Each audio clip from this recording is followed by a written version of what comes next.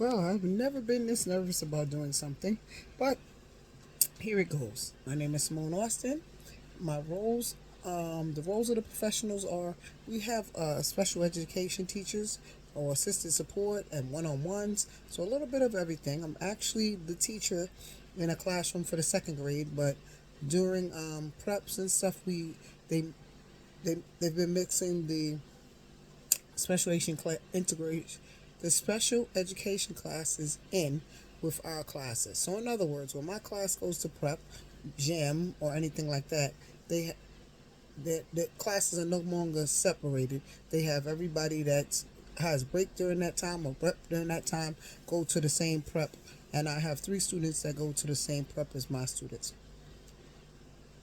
Um, I guess it was easy before because I was just a sub, but now as a teacher and I have to write up things, IEPs, or how they did during the time they were with me, because sometimes the prep teacher is not there.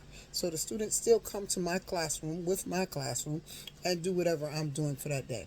And it's interesting because they have one-on-one, so it's not as difficult because they make it easier actually for my class and other classes because they deal with issues of my class. Um, Exceptional learners. I have a couple of students that I wanted to send them to the gifted program, but then I hear the gifted program, you have to have something else that you're exceptional in. You can't just be educational. So they have to sing, dance. And one of my students says she dances, but I think it's more like hip hop dance, not ballet or tap or something else. And I'm not sure if it could just be hip hop dance. I asked if she can sing. She can't sing, but I'm gonna find a way that I can get her in there. She's also an EL, so I don't know if that's can be used, but I have my class is supposed to be uh, mostly ELs, English language learners, but I have a little bit of everything.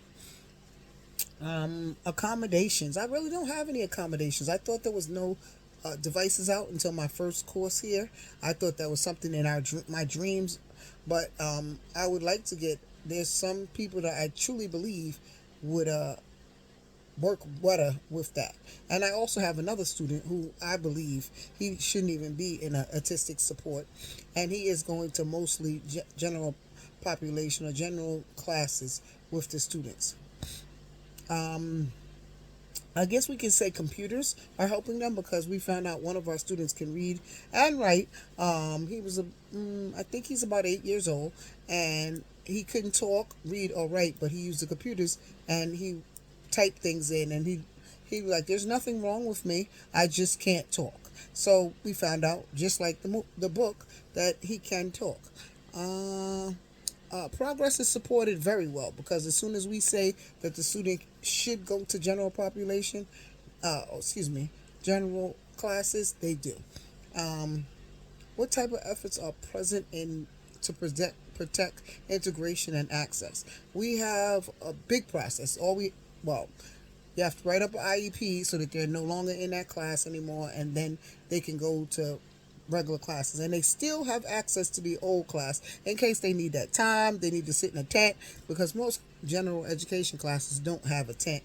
But there is a tent in this special education classes and restrictive classes, more restrictive classes.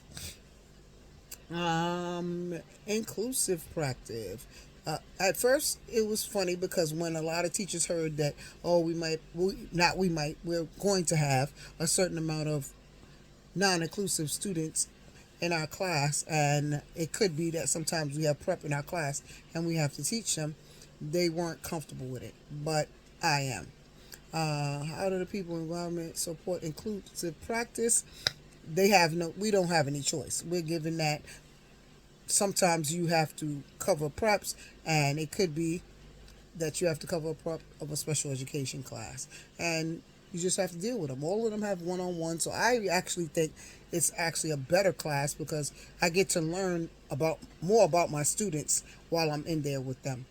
And I guess that's about it. I don't have much more time. Thank you.